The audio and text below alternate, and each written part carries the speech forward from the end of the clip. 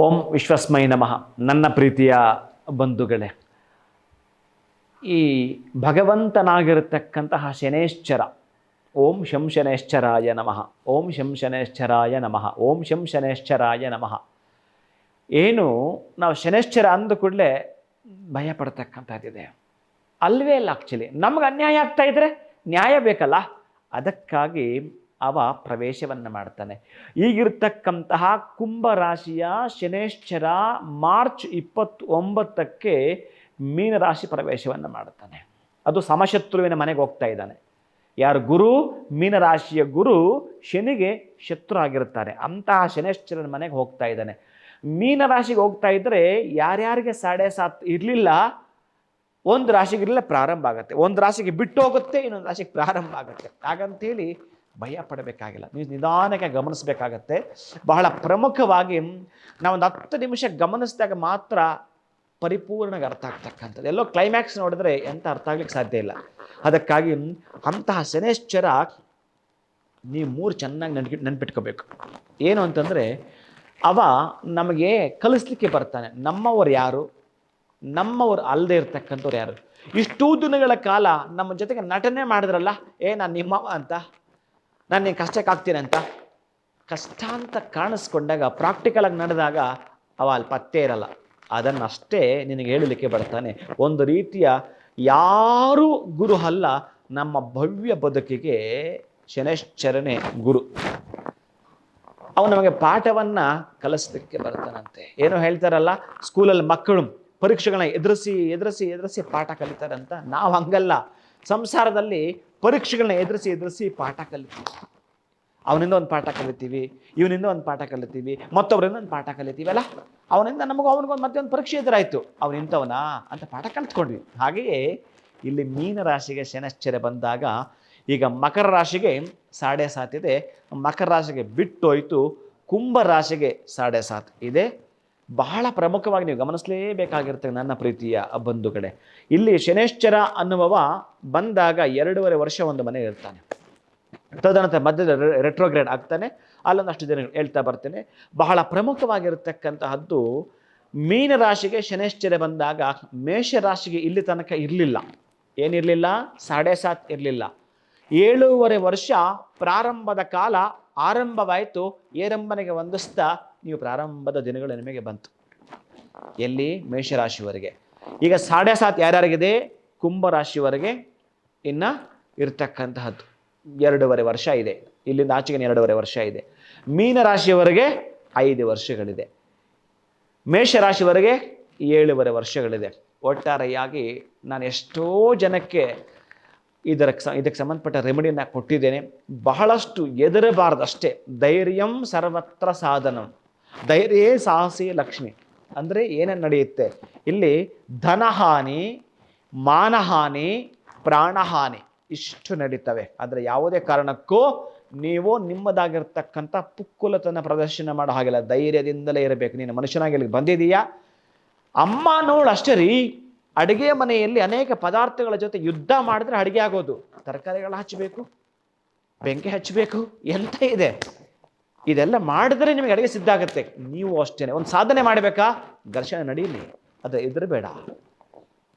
ಶಬ್ದ ಅನ್ನೋದ್ರ ಬಗ್ಗೆ ಬಹಳ ಹೇಳ್ತಾನೆ. ಆಕಾಶ ಅಂದರೆ ಮೇಲೆ ನೋಡಬಾರ್ದು, ಆ ಶಬ್ದ ಅದು ಆ್ಯಕ್ಚುಲಿ. ಆಕಾಶ ಅಂದರೆ ಶಬ್ದ. ಅದಕ್ಕಾಗಿ ಬಿಡಿಸಿ ಹೇಳೋದು ಬೇಡ. ನಿಮಗೆ ಎಷ್ಟರ ಮಟ್ಟಿಗೆ ಅದು ಅರ್ಥ ಆಗಬೇಕು ಅಲ್ಲೇ ನಾನು ತೊಗೊಂಡೋಗ್ತೇನೆ. ಹಾಗಾಗಿ ನನ್ನ ಪ್ರೀತಿಯ ಬಂಧುಗಳೇ, ಈಗ ನಾನು ತೊಗೊಳ್ಬೇಕಂತಂದರೆ ಮೇಷರಾಶಿಯವರೆಗೆ ಎಲ್ಲಿಗೆ ಬಂದಿದ್ದಾನೆ? ನಿಮ್ಮ ರಾಶಿಯಿಂದ ಎಂಡಿಂಗ್ ಅಂದರೆ ವ್ಯಯಸ್ಥಾನದಲ್ಲಿ ಅವ ಕೂತಿದ್ದಾನೆ. ಅದಕ್ಕಾಗಿ ಮೇಷರಾಶಿನವರು ಎಷ್ಟು ಅಂತಂದರೆ ಅಷ್ಟೆಲ್ಲ ಕೂಡ ನಿಮ್ಮದಾಗಿರುತ್ತೆ ಸಾಧನೆ ಹಾದಿಯಲ್ಲಿ ಹೊರಟಿದ್ದೀರಿ. ನಿಮಗೆ ದೈವ ಬಲವೋ, ಜನಬಲವೋ, ಹಣಬಲವೋ, ಯಾವ ಬಲ ಇತ್ತೋ ಗೊತ್ತಿಲ್ಲ. ಒಟ್ಟಾರೆ ಯಾವುದೋ ಒಂದು ಬಲ ಕುಗ್ಗಲಿಕ್ಕೆ ಪ್ರಾರಂಭ ಆಗುತ್ತೆ. ನೀವು ಎಚ್ಚೆತ್ಕೋಬೇಕು. ಇಲ್ಲಿಗ ಎಚ್ಚೆತ್ಕೊಂಡಾಗ ಏನು ಮಾಡ್ಕೋಬೇಕು? ಶನೇಶ್ಚರನಿಗೆ ಸರೆಂಡರ್ ಆಗ್ತಕ್ಕಂಥದ್ದು. ಅಯ್ಯ, ನನ್ನ ಬದುಕಿನಲ್ಲಿ ಮಹತ್ತರವಾಗಿರೋ ಘಟನೆ. ಅದೇ ಮೇಷರಾಶಿನವರ ಜಾತಕದಲ್ಲಿ ಏನಾದರೂ ಶನೇಶ್ಚರ ಪರಾಕ್ರಮ ಸ್ಥಾನದಲ್ಲಿದ್ದರೆ, ಅಥವಾ ಮೇಷರಾಶಿನವರಿಗೆ ಅದೇ ಶನೇಶ್ಚರ ತುಲಾರಾಶಿ ಉಚ್ಚ ಸ್ಥಾನದಲ್ಲಿ ಇದ್ದಿದ್ರೆ, ನೀವೇನು ಭಯ ಪಡಬೇಕಾಗಿಲ್ಲ. ಕೆಟ್ಟದ್ದಾಗಲ್ಲ, ಒಳ್ಳೆಯದಾಗ್ತಾ ಬರುತ್ತೆ. ಅದು ಇನ್ನೆಲ್ಲೋ ನಿಮ್ಮ ಜಾತಕದಲ್ಲಿ, ನಿಮ್ಮ ಬಚಕ್ರದಲ್ಲಿ, ನಿಮ್ಮ ರಾಶಿ ಚಕ್ರದಲ್ಲಿ ಇತ್ತು ಅಂತಂದ್ರೆ ಸ್ವಲ್ಪ ನೀವು ಗಮನಿಸ್ಕೋಬೇಕು, ಅರ್ಧಾಷ್ಟಮ ಶನಿನೋ ಅಥವಾ ನೀವು ಬರ್ತಾದಾಗ ಅಷ್ಟಮ ಶನಿನೋ ಇತ್ತು ಅಂದ್ಕೊಳ್ಳಿ. ಆವಾಗ ಸ್ವಲ್ಪ ಈಗ ವೇಕ ಬಂದಿದ್ದಾನೆ, ಏನು ಮಾಡ್ತೀರಿ ಗಮನಿಸ್ಕೋಬೇಕಾಗತ್ತೆ. ಅದಕ್ಕೆ ಸಂಬಂಧಪಡ್ತಕ್ಕಂತಹದ್ದು ನೀಲಾಂಜನ ಸಮಾಭಾಸಂ ರವಿಪುತ್ರಂ ಯಮಾಗ್ರಜಂ ಛಾಯಾ ಮಾರ್ತಾಂಡ ಸಂಭೂತಂ ತಂ ನಮಾಮಿ ಶನೈಶ್ಚರಂ ಛಾಯಾತ್ಮಜಾಯ ವಿದ್ಮಹೆ ನೀಲವರ್ಣಾಯ ಧಿಮಹೆ ತನ್ನ ಸೌರಿ ಪ್ರಚೋದಯಾತ್. ಓಂ ಛಾಯಾತ್ಮಜಾಯ ವಿದ್ಮಹೆ ನೀಲವರ್ಣಾಯ ಧಿಮಹೆ ತನ್ನ ಸೌರಿ ಪ್ರಚೋದಯಾತ್. ಓಂ ಶಂ ಶನೈಶ್ಚರಾಯ ನಮಃ, ಓಂ ಶಂ ಶನೈಶ್ಚರಾಯ ನಮಃ, ಓಂ ಶಂ ಶನೈಶ್ಚರಾಯ ನಮಃ. ನಾನು ಹೇಳಬೇಕಾದ್ರೂ ಒಂದೇ ಸಲ ಹೇಳಿಲ್ಲ, 3 ಸಲ ಹೇಳ್ತಾ ಇದ್ದೀನಿ. ಎಂಡ್ ಮಾಡಬೇಕಾದ್ರೂ ಸ್ವಲ್ಪ ಚಿಕ್ಕದಾಗಿ ಕಂಪ್ಲೀಟ್ ಮಾಡಬೇಕಾದ್ರೂ ಓಂ ಶಂ ಶನೈಶ್ಚರಾಯ ನಮಃ 3. ಯಾರಿಗೆ ಜನನಾಥ್ 3ನೇ ಮನೆ ಇರುತ್ತಾನೋ ಪರಾಕ್ರಮ ಸ್ಥಾನ ಅದ್ಭುತವಾಗಿರುತ್ತೆ, ಭಯಪಡಬೇಕಾಗಿಲ್ಲ, ಖುಷಿಯಾಗಿರಿ, ಆನಂದವಾಗಿರ್ತೀರಿ. ಆಗಿದ್ದರೂ ಕೂಡ ಧನಹಾನಿ ಗೊತ್ತಿಲ್ಲ, ಯಾರಿಗೋ ನೀವು ಮಧ್ಯದಲ್ಲಿ ಹೋಗ್ತೀರಿ, ಅಲ್ಲೇನೋ ಆಗುತ್ತೆ, ಅವರ ಮಧ್ಯೆ ನೀವು ಮಧ್ಯಸ್ಥಿಕೆ ವಹಿಸಿಬಿಟ್ರೆ ಹಣಕಾಸಿಗೆ ಅಲ್ಲಿ ಸಿಕ್ಕಾಕೊಳ್ತೀರಿ. ಇಲ್ಲಿ ಸ್ವಲ್ಪ ಎಚ್ಚರಿಕೆ ಇರಿ, ಯಾರಿಗೂ ನೀವು ಮಧ್ಯಸ್ಥಿಕೆ ವಹಿಸಬೇಡಿ. ಬಹಳ ಮುಖ್ಯನಾ, ಅಲ್ಲಿ ಯೋಚನೆ ಮಾಡಿ, 10 ಸಲ ಯೋಚನೆ ಮಾಡಿ ಅಂತ ಹೇಳ್ತಿರ್ತೇನೆ. ಈ ರೋಡಲ್ಲಿ ಸ್ಪೀಡ್ ಜಾಸ್ತಿ ಹೋಗ್ಬೇಡ ಕಣ, ಅಂಶ ಇದೆ ಅಂತಂದರೆ ನೀವು ಸ್ಪೀಡ್ನ ಕಡಿಮೆ ಮಾಡ್ತೀರಿ, ಎಚ್ಚೆತ್ಕೊಳ್ಳಿಕ್ಕಾಗತ್ತೆ. ಆ ಆಘಾತದಿಂದ ಅಪಘಾತದಿಂದ ಪಾರಾಗಲಿಕ್ಕೆ ಸಾಧ್ಯವಿದೆ. ಅದಕ್ಕೆ ಈ ರೆಮಿಡೀಸ್ ಇರ್ತವೆ, ಬೇರೆ ಇನ್ನೇನು ಅಲ್ಲ. ಅದಕ್ಕೆ ಮೇಷರಾಶಿನವರು ಯಾವತ್ತಾದರೂ ಶನಿವಾರದ ದಿವಸ ಮರಳಲ್ಲಿ ನಡೆದು ಬಿಟ್ಟು ನಿಮ್ಮ ನಡಿಗೆಯ 7 ಹೆಜ್ಜೆಗಳ ಮಣ್ಣನ್ನು ಒಂದು ಕುಡಿಕೆಯಲ್ಲಿ ಹಾಕಿ, ಅಲ್ಲಿ ಆ ಒಂದು ಕುಡಿಕೆಯಲ್ಲಿ ಕಪ್ಪು ಬಟ್ಟೆಯನ್ನು ಕೆಂಪು ದಾರದೊಂದಿಗೆ ಕಟ್ಟಿಬಿಟ್ಟು ನಿರ್ಜನ ಪ್ರದೇಶದಲ್ಲಿ ಇಟ್ಟು ಬಾ ಅಂತ ಹೇಳ್ತಾನೆ. ಇನ್ನು ಬಹಳ ಹೇಳ್ತಾನೆ. ಇನ್ನು ಯಾರಾದರೂ ನಿರ್ಗತಿಕರಿಗೆ ಮೇಷರಾಶಿನವರು ಕಪ್ಪು ಕಂಬಳಿನ ಒದ್ದಿಸಿ ಬಂದ್ಬಿಡ್ತಕ್ಕಂತಹದ್ದು. ಪ್ರತಿ ಶನಿವಾರ ಸಾಯಂಕಾಲ ಶನೈಶ್ಚರ ದೇವಸ್ಥಾನಕ್ಕೆ ತುಳಸಿಯನ್ನು ಹಿಡ್ಕೊಳ್ಳೋದು, 19 ಪ್ರದಕ್ಷಿಣೆಯನ್ನು ಹಾಕುವಂಥದ್ದು, ತುಳಸಿಯಿಂದ ಅರ್ಚಿಸತಕ್ಕಂಥದ್ದು ಶನೈಶ್ಚರನ.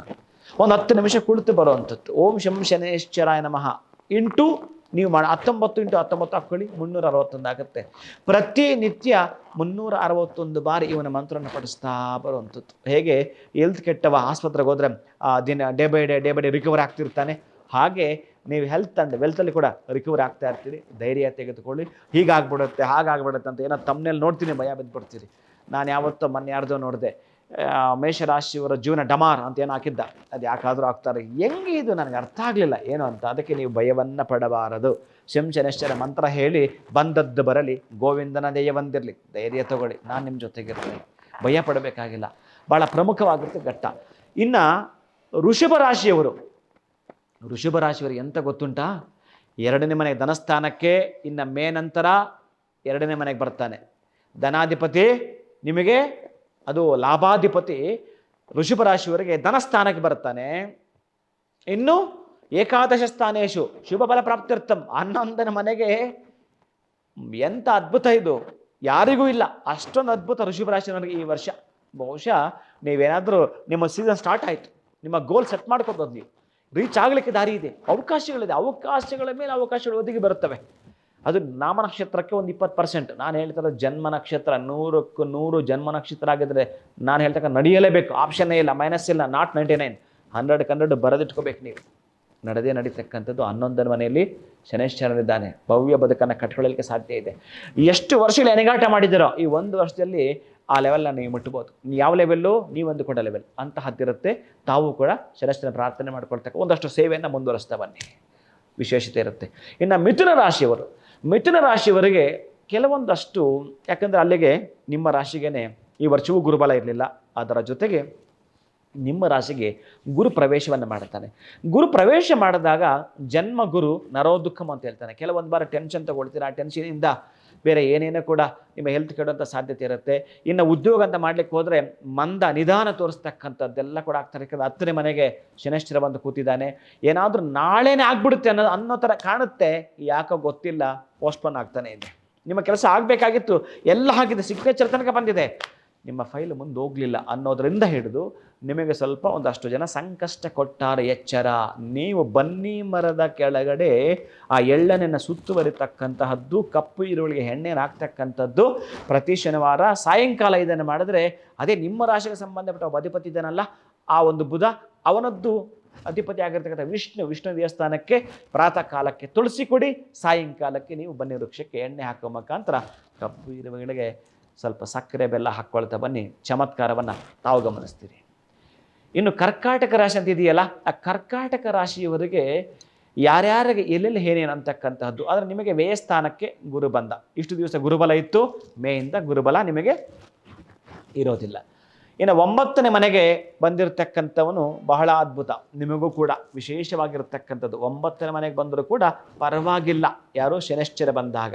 ಈಗ ನಿಮ್ಗೆ ಇತ್ತಲ್ಲ ಅಷ್ಟಮ ಶನಿ, ಅದು ಹೋಯ್ತು. ಈಗ 9ನೇ ಮನೆಗೆ ಬಂದಾಗ ನಿಮಗೆ ದೀರ್ಘವಾಗಿರ್ತಕ್ಕಂತಹ ಕೆಲವೊಂದು ಕೆಲಸಗಳು ನಡೀತವೆ. ತುಂಬ ಒಳ್ಳೆ ಡಿಸಿಷನ್ ತಗೊಳ್ತೀರಿ, ಇಷ್ಟು ದಿನ ತೆಗೆದುಕೊಂಡಿರಲ್ಲ, ಈಗ ತೆಗೆದುಕೊಳ್ತೀರಿ.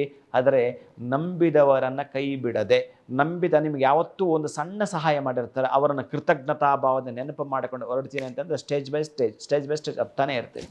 ಖುಷಿಯನ್ನು ಹಂಚ್ತಾ ಬನ್ನಿ, ದುಃಖವನ್ನು ಒಬ್ಬರೇ ನುಂಗಿಕೊಳ್ಳಿ. ಆದರೆ ಆನಂದ ಅಸನ್ಮುಖಗಳಾಗಿ ನಿಮ್ಮ ಜೀವನ ಮಾಡಲಿಕ್ಕೆ ಸಾಧ್ಯವಿದೆ, ಅತ್ಯಂತ ಪ್ರೀತಿಯಿಂದ ಮಾಡಿಕೊಳ್ಳಲಿಕ್ಕೆ. ನಿಮ್ಮ ರಾಶಾಧಿಪತಿಯಾಗಿರ್ತಕ್ಕಂಥ ಚಂದ್ರನನ್ನು ಒಮ್ಮೆ ಆಡಿಕೊಂಡಾಡ್ತಾ ತಿಂಗಳಿಗೆ ಒಂದು ಬಾರಿ, ಅಂದರೆ ಸಾಧ್ಯ ಆದಷ್ಟು 20ನೇ ತಾರೀಕು, ಪ್ರತಿ ತಿಂಗಳು 20ನೇ ತಾರೀಕು ನಿಮ್ಮ ಕೈಲಿ ಸಾಧ್ಯವಾದಷ್ಟು ಒಂದಷ್ಟು ಅಕ್ಕಿಯನ್ನು 1 ಕಿಲೋ ಕೊಡ್ತಿರೋ ಅಥವಾ ತುಲಾಭಾರ ಮಾಡಿ ನಿಮ್ಮ ಶಕ್ತಿ ಅಷ್ಟು ಕೊಡ್ತಿರೋ, ಆ ನಂತರ ನೋಡ್ತಾ ಬನ್ನಿ. ಒಂದು 4 ಸಲ ಮಾಡ್ತಿದ್ದಾಗೆ 1 ತಿಂಗಳು ಇನ್ನೊಂದು ತಿಂಗಳು ಒಳಗಡೆ ನಿಮಗೆ ಗೊತ್ತಾಗ್ಬಿಡುತ್ತೆ ಎಂತಹ ಅದ್ಭುತ ನಡೆದು ಬಿಡುತ್ತು. ನಾನು ಕೊಡ್ತಕ್ಕಂತಹದ್ದು ಏನು ತಂಡುಲ ದಾನದಿಂದ ಅಂತಕ್ಕಂಥದ್ದು ನಿಮಗೆ ಅರ್ಥ ಆಗ್ಬಿಡುತ್ತೆ.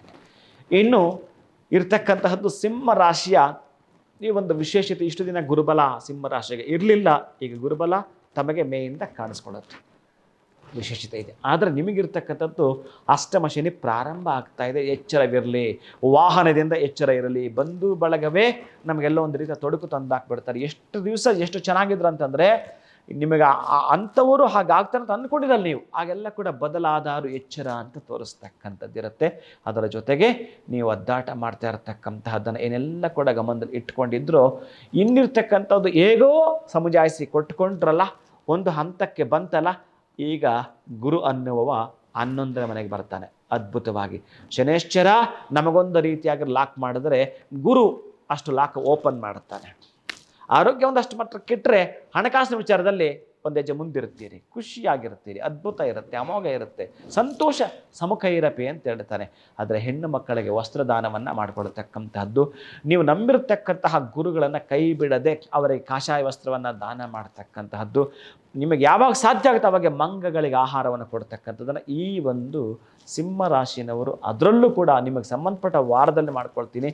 ಆಮೇಲೆ ಈ ಒಂದು ಹಬ್ಬ ಹರಿದಿನ ಬರುತ್ತಲ್ಲ, ಅಂಥ ದಿನಗಳಲ್ಲಿ ಹೋಳಿಗೆಯನ್ನು ಕೊಡ್ತೀನಿ ಅಂತಂದರೆ, ಜಮೀನು ವ್ಯವಹಾರಕ್ಕೆ ಸಂಬಂಧಪಟ್ಟ ಏನಾದರೂ ನೀವು ಹೆಜ್ಜೆ ಇಡ್ತಾ ಇದ್ದೀರ ಅಂತಂದರೆ, ಸಿಂಹ ರಾಶಿಯವರು ಲಾಭಕ್ಕೆ ಬಂದಾಗ 11 ಡೋರ್ ಓಪನ್. ಚೆನ್ನಾಗಿ ನೆನಪಿಟ್ಕೊಳ್ಳಿ, ಅಷ್ಟು ಚೆನ್ನಾಗಿ ನಿಮ್ಮ ಕಾರ್ಯ ಕೆಲಸಗಳಲ್ಲಿ ವೈಖರಿಯಿಂದ ನಿಮ್ಮ ಮಾತು ಇಷ್ಟು ದಿವಸ ನಿಮಗೆ ಬೇಸರ ಆಗ್ತದೆ, ಈಗ ನಿಮಗೆ ಬಹಳ ತೃಪ್ತಿ ಕೊಡುತ್ತೆ.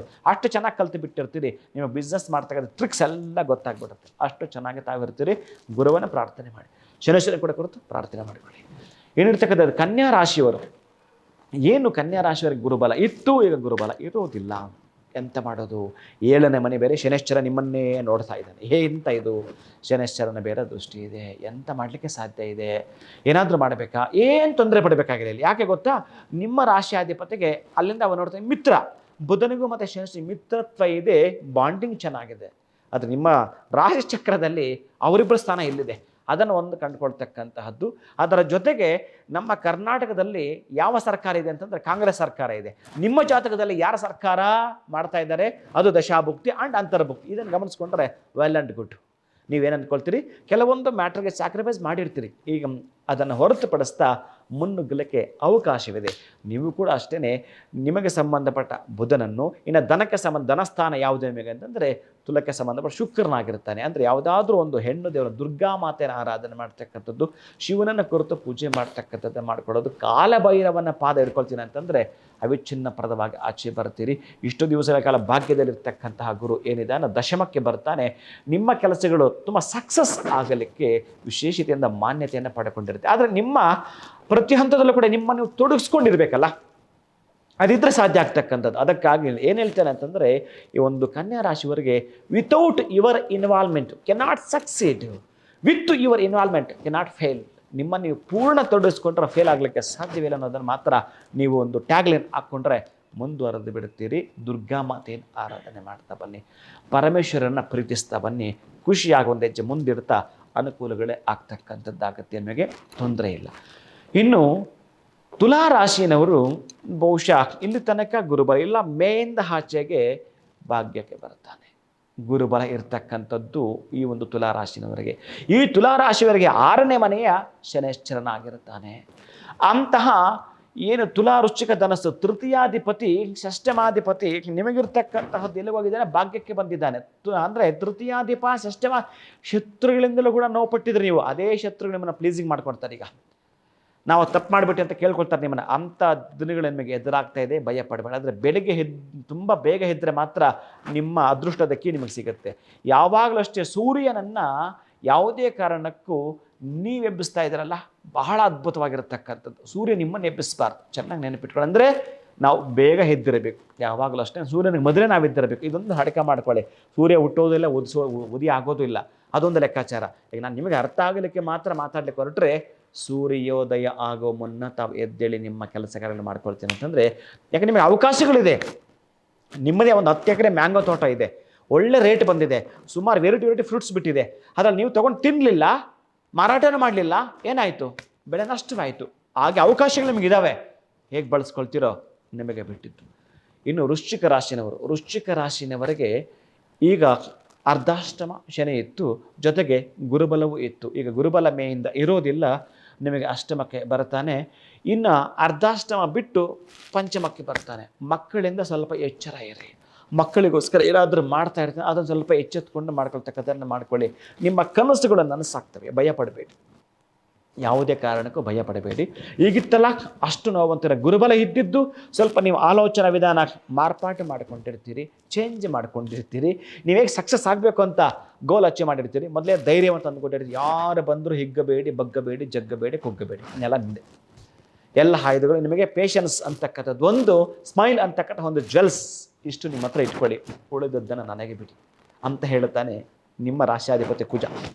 ಅಷ್ಟು ಅದ್ಭುತವಾಗಿ ತಾವಿರ್ತೀರಿ, ಮುನ್ನುಗ್ಗ್ತೀರಿ. ಎಲ್ಲ ಕೆಲಸ ಕೂಡ ಸಕ್ಸಸ್ ಆಗಲಿಕ್ಕೆ ಸಾಧ್ಯವಿದೆ ನನ್ನ ಪ್ರೀತಿಯ ಬಂಧುಗಳೇ.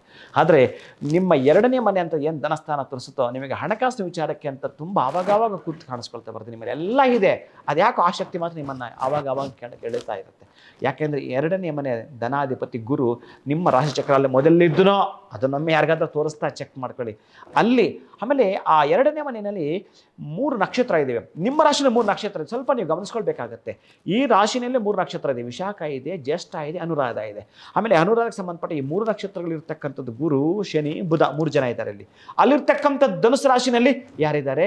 ಅಲ್ಲೂ ಕೂಡ ಮೂಲ ನಕ್ಷತ್ರ ಇದೆ, ಉತ್ತರಾಷಾಢ, ಪೂರ್ವಾಷಾಢ ಇದೆ. ಅಲ್ಲೂ ಕೂಡ ಶುಕ್ರ, ರವಿ ಅಂಡ್ ಕೇತು ಇದ್ದಾರೆ. ಈಗ ಇವ್ರಿಗೆ ಸಂಬಂಧಪಟ್ಟ ಕಾಂಬಿನೇಷನ್ ಸೆಟ್ ಮಾಡಿಕೊಂಡ್ರೆ ನೀವು ಧನವನ್ನು ಇಷ್ಟು ದಿವಸ ಹುಡುಕಿದ್ದು ಸಾಕು, ನಿಮ್ಮನ್ನು ಧನ ಹುಡುಕಿ ಬರುತ್ತೆ. ಅದನ್ನು ಮಾಡ್ಕೊಂಡು ಹೊರಟ್ರೆ. ಅದಕ್ಕಾಗಿ ಪಂಚಮ ಶನಿಯಿಂದ ನೀವು ಭಯ ಪಡಬೇಕಾಗಿಲ್ಲ. ಮಕ್ಕಳ ಕಡೆ ಸ್ವಲ್ಪ ಗಮನಿಸ್ತಕ್ಕಂಥದ್ದು, ಅವರ ವಿದ್ಯಾಭ್ಯಾಸಗಳು ಸ್ವಲ್ಪ ಅವರ ಕೆರಿಯರ್ ಬಗ್ಗೆ ಯೋಚನೆ ಮಾಡ್ತಾ ಮುನ್ನುಗ್ಗಿ. ಇನ್ನು ಸ್ವಲ್ಪ ತೊಂದರೆ ತಾಪತ್ರದ ಕಾಣಿಸ್ಕೊಂಡ್ರೆ ಆ ಮಕ್ಕಳಿಗೆ ಸಂಬಂಧಪಟ್ಟಾಗಿರ್ತಕ್ಕಂಥದ್ರಲ್ಲಿ ಮಾತ್ರ ಇರುತ್ತೆ.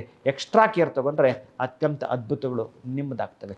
ಇನ್ನು ಧನುಸ್ಸು ರಾಶಿಯವರೆಗೆ ಇಷ್ಟು ದಿವಸ ಕೂಡ ಎಲ್ಲಿ ಪರಾಕ್ರಮ ಸ್ಥಾನದಲ್ಲಿ ಇತ್ತೋ, ಇನ್ನು 4ನೇ ಮನೆಗೆ ಹೋಗಿ ಅರ್ಧಾಷ್ಟಮ ಪ್ರಾರಂಭ ಆಗಿರ್ತಕ್ಕಂಥದ್ದು. ಏನು ಕೂಡ ಭಯ ಪಡಬೇಕಾಗಿಲ್ಲ. ಯಾಕೆಂತಂದರೆ ನಿಮಗೆ ನೇರವಾಗಿ ಇದೇ ರಾಶ್ಯಾಧಿಪತಿ ಮಿಥುನದಲ್ಲಿ ಕೂತ್ಕೊಂಡು ನಿಮ್ಮನ್ನು ನೋಡ್ತಾ ಮೇಯಿಂದ ಆಚೆ ಗುರುಬಲ ಇದೆ. ಹಣ ಇದೆಯಲ್ಲ, ಹಣನೇ ಇಲ್ಲ ಅಂತಂದರೆ ಕಷ್ಟ ಆಗ್ಬಿಡುತ್ತೆ. ಹಣನೂ ಇಲ್ಲ, ಆರೋಗ್ಯನೂ ಹದಗೆಡುತ್ತೆ ಅಂತಂದರೆ ತುಂಬ ಕಷ್ಟ. ಆರೋಗ್ಯ ಹದಗೆಟ್ಟಾಗ ಸ್ವಲ್ಪ ಹಣದ ತೋರಿಸ್ಕೋಬೋದಲ್ಲ. ಹಾಗೆ ಯಾವುದೋ ಸಮಸ್ಯೆ ಉಲ್ಬಣ ಆಗುತ್ತೆ, ಅದಕ್ಕೆಲ್ಲ ಪೇಯಬಲ್ ಮಾಡ್ಕೊಳ್ತೀರಿ, ಒಂದು ಹೆಜ್ಜೆ ಮುಂದಿಡ್ತಾ ಬರ್ತೀವಿ. ಪೇ ಮಾಡಲಿಕ್ಕೆ ತುಂಬ ಕಷ್ಟಪಡ್ತಾ ಇದ್ರಿ. ನಿಮ್ಮಲ್ಲೂ ಕೂಡ ಅಷ್ಟೇ, ಅತಿ ನಿದ್ರೆ ಸಮಂಜಸವಲ್ಲ. ನಿಮ್ಮ ಪಾರ್ಟ್ನರ್ಶಿಪ್ ಕೂಡದು. ದೂರ ಇನ್ನೆಲ್ಲೂ ಹೋಗಿ ಬೇರೆ ಕಡೆ ಇನ್ವೆಸ್ಟ್ಮೆಂಟ್ ಯಾವುದೇ ಕಾರಣಕ್ಕೂ ನಿಮಗೆ ಸಕ್ಸಸ್ ಕೊಡದೇ ಇರತಕ್ಕಂಥೆಲ್ಲ ಇರ್ತವೆ. ಆದರೆ ಯೋಚನೆ ಮಾಡಿ ನಿಮ್ಮ ಜಾತಕ ರೀತಿ ಇರತಕ್ಕಂಥದ್ದು ಏನು ಇದೆಯೋ ಕಾಂಬಿನೇಷನ್ ವೈಸ್ ಕೂಡ ನೋಡ್ಕೊಳ್ಳಿ. ಅದರ ಜೊತೆಗೆ ದಶಾಭುಕ್ತಿ ಕೂಡ ಚೆಕ್ ಮಾಡ್ಕೊಳ್ಳಿ. ಮುಂದುವರೆದರೆ ಅತ್ಯಂತ ನೀವು ಎಲ್ಲಿ ಗಗನದೆತ್ತರಕ್ಕೆ, ಮೇರುಶಿಖರದ ಎತ್ತರಕ್ಕೆ ಹಾರಲಿಕ್ಕೆ ಅವಕಾಶವಿದೆ. ಈ ಒಂದು ಧನುಸ್ಸು ರಾಶಿನವರಿಗೆ ಯಾರಿಗೆ ಸಂತಾನವಾಗಲಿಲ್ಲೋ ಅವರಿಗೆ ಸಂತಾನ ಆಗ್ತಕ್ಕಂಥದ್ದು, ಯಾರಿಗೆ ಮೇಜರಾಗಿ ಮದುವೆ ಆಗಲಿಲ್ಲೋ ಆ ಒಂದು ಧನುಸ್ಸು ರಾಶಿಯವರಿಗೆ ಮದುವೆ ಆಗ್ತವೆ. ಬರೆದಿಟ್ಕೊಳ್ಳಿ, ಭಯ ಪಡಬೇಡಿ. ಇನ್ನು ಮಕರ ರಾಶಿನವರಿಗೆ 7.5 ಇತ್ತಲ್ಲ, ಈಗ ಬಿಟ್ಟೋಯ್ತು. ಆನಂದವಾಗಿದೆ, ಪರಾಕ್ರಮಕ್ಕೆ ಹೊರಟಿದ್ದಾನೆ, ಮಹಾವಿಶೇಷ, ಅದ್ಭುತವಾಗಿದೆ. ಏನು ಕೂಡ ಭಯ ಪಡಬೇಡಿ, ಆನಂದವಾಗಿದೆ, ಖುಷಿಯಾಗಿರ್ತೀರಿ, ಅತ್ಯಂತ ಅದ್ಭುತವಾಗಿದೆ. ಆದರೆ ನಿಮಗೆ ಗುರುಬಲ ಇತ್ತು, ಈಗ ಗುರುಬಲ ಇಲ್ಲದೆ ಇರ್ತಕ್ಕಂಥದ್ದು. ಮೊದಲ ಕೂಡ ಏನು ಸೇವಿಂಗ್ ಇತ್ತು ಅದನ್ನು ಹೇಗೆ ನೀವು ಪ್ಲಾನ್ ಮಾಡ್ಕೊಳ್ತೀರೋ ಅದರ ಪ್ರಕಾರವೇ ನೀವು ಮುಂದುವರಿಯಿರಿ. ದಿಗ್ವಿಜಯೀ ಭವ, ಸರ್ವಕಾರ್ಯೇಷು ದಿಗ್ವಿಜಯೀ ಭವ. ರಾಮನ ಫೋಟೋ ನಿಮ್ಮ ಜೊತೆಗೆ ಇರಲಿ, ಹನುಮನ ಫೋಟೋ ಇರಲಿ, ಅಥವಾ ಹನುಮನದೊಂದು ಪೆಂಡೆಂಟ್ ನಿಮ್ಮ ಜೊತೆಗೆ ಯಾವಾಗಲೂ ಇರುತ್ತೆ ಅಂತಂದರೆ ಆಗ್ತಕ್ಕಂಥ ಚಮತ್ಕಾರವೇ ಬೇರೆ ಇರುತ್ತೆ. ನೀವು ಬಹಳ ಪ್ರಮುಖವಾದ ಸ್ಥಾನವನ್ನು ಗಿಟ್ಟಿಸ್ಕೊಳ್ತೀರಿ.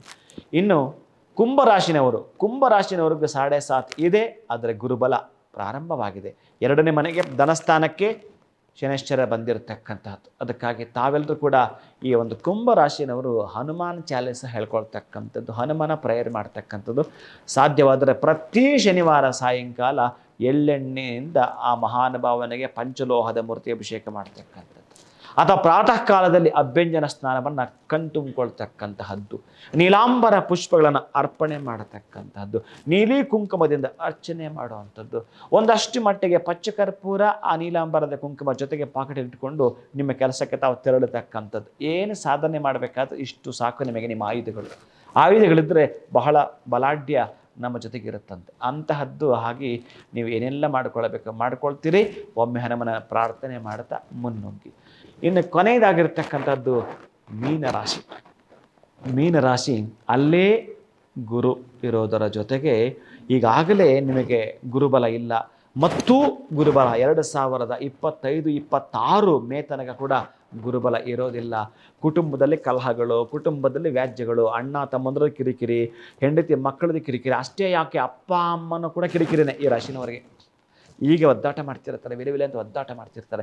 ಒಂದು ಕಡೆ ಆರ್ಥಿಕ ನಷ್ಟ ಆಗ್ತಾ ಇದೆ, ಇರೋದೆಲ್ಲ ಕೂಡ ಸಾಲಕ್ಕೆ ಕಟ್ಟುವಂಥದ್ದು, ಕಂತುಗಳು ಕಟ್ಟುವಂಥದ್ದು, ಇದೆಲ್ಲ ಮುಗಿದೋಗಿದೆ. ಗೊತ್ತಿಲ್ಲದೆ ನಿಮಗೆ ಯಾರು ಕೂಡ ನಿಮ್ಮ ಸದಸ್ಯರಿಗೆ ಗೊತ್ತಿಲ್ಲದೆ ಯಾವುದನ್ನು ಮಾರಾಟ ಮಾಡ್ತಕ್ಕಂಥದ್ದು, ಸಿಕ್ಕಿ ಬಿದ್ದು ಬಿಡ್ತಕ್ಕಂಥದ್ದು ಏನೇನೋ ನಡೀತವೆ. ಆದರೆ ನೀವು ಭಯ ಪಡದೆ ಛಲದಂಕಮಲ್ಲರಾಗುತ್ತಾ ಗುರುನಾಮ ಸ್ಮರಣೆಯೊಂದೇ ನಿಮ್ಮನ್ನು ಭವಸಾಗರ ದಾಟಿಸೀತು.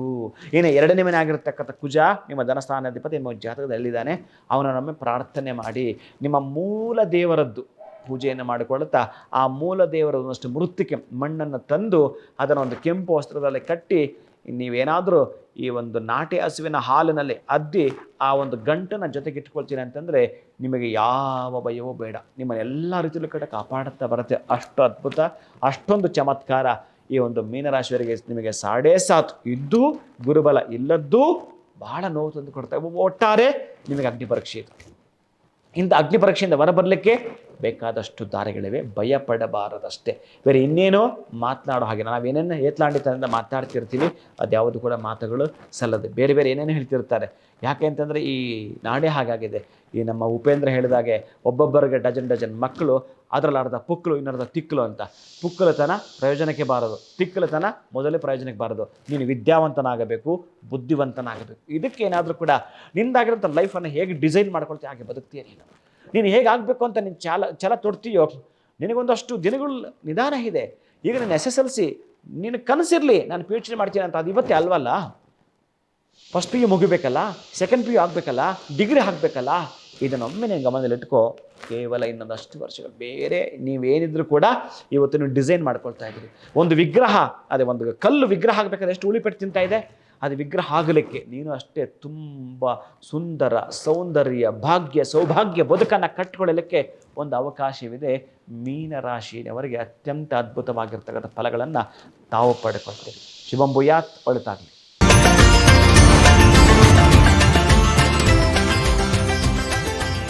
ಕ್ಷಣದ ಸುದ್ದಿಗಳಿಗಾಗಿ ಫ್ರೀಡಂ ಟಿವಿ ಸಬ್ಸ್ಕ್ರೈಬ್ ಮಾಡಿ, ಲೈಕ್ ಮಾಡಿ ಹಾಗೂ ಫಾಲೋ ಮಾಡಿ. ಹೊಸ ಸುದ್ದಿಗಳ ನೋಟಿಫಿಕೇಶನ್ಗಾಗಿ ಬೆಲ್ ಐಕಾನ್ ಮೇಲೆ ಕ್ಲಿಕ್ ಮಾಡಿ.